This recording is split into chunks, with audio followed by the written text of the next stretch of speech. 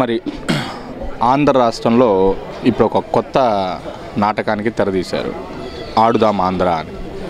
మరి ఆడుదాం ఆంధ్ర కాదు, ఆదుకోండి ఆంధ్ర అని ప్రజలందరూ కూడా వాళ్ళని అడుగుతూ ఉంటే వాళ్ళేమో ఆడుదాం ఆంధ్ర అనే దాని వెనకాల పడతా ఉన్నారు. మాకు 90s కిడ్స్కి మాకు రంగా గారు ఏం చేశారు, రంగా గారు ఎలా ఉన్నారు అనే విషయం మాకు తెలియదు. మేము వింటాం తప్పితే, ఎవరో పెద్దోళ్ళు చెప్తే వింటాం తప్పితే. ఒక మనిషి తన మతాన్ని దాటి, కులాన్ని దాటి, ఎవరైతే irrespective of caste and creed ఎవరికైతే పేద ప్రజలకి సహాయం చేస్తారో వాళ్ళందరూ కూడా మనుషుల గుండెల్లో ఒక నాయకుడిగా నిలబడతారు. మాకు తెలిసినటువంటి అప్పట్లో మా గతం రంగా గారు, మా భవిష్యత్తు పవన్ గారు అనేటటువంటి ఈ యొక్క దీన్ని మాకు చూపించినటువంటి వ్యక్తి పవన్ కళ్యాణ్ గారు.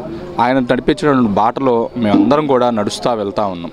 ఇప్పుడున్నటువంటి ప్రజానాయకులందరూ కూడా రకరకాలుగా వ్యక్తిగత దూషణ, వ్యక్తిగత హరణం చేయడం తప్పితే వాళ్ళు చేసినటువంటి ప్రజా కార్యక్రమాలు కానీ, ప్రజా శ్రేయస్సులు కానీ ఎక్కడ కూడా వివరించేటటువంటి ఇది పోయింది వాళ్ళకి.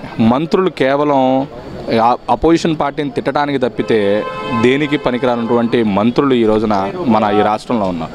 ఒక ఎమ్మెల్యే కానీ, ఒక మంత్రి కానీ ఒక ఎమ్మెల్యేని మనం ఎందుకు ఎన్నుకుంటామంటే వాళ్ళు మనకి పూచీకత్తగా ఉంటారు అని చెప్పి మనం ఎన్నుకుంటూ ఉంటాం. ఈ రోజున వాళ్ళ యొక్క బాధ్యతను విస్మరించి వాళ్ళు మన మీద పెత్తనం చెలాయించడానికి తప్పితే దేనికి కూడా ఇప్పుడు ఈ రోజున ఎమ్మెల్యే కానీ దేని కానీ మనకు కనపడడం లేదు. మరి గతంలో మనకి ఊళ్ళలో 3 కోతులు ఉండేయండి.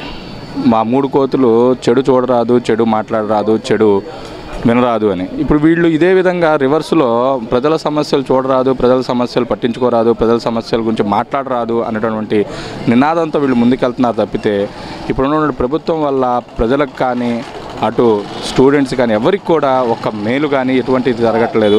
కాబట్టి నీతిగా, నిజాయితీగా ఎవరున్నారని చెప్పి ప్రజలు ఇప్పుడు ఆలోచించాల్సిన సమయం ఇది. 2024లో విఘ్నతతో ప్రజలందరూ కూడా ఓటు వేయాలని మేము అప్పీల్ చేస్తూ ఉన్నాము. ఎవరు నిజంగా మీకు కష్టాల్లో తోడున్నారు, ఎవరు నిజంగా మీకు వెన్నుదండుగా ఉన్నారని చెప్పి ఆలోచించి మీరు ఓటు వేయాల్సిందే కోరుకుంటున్నాం.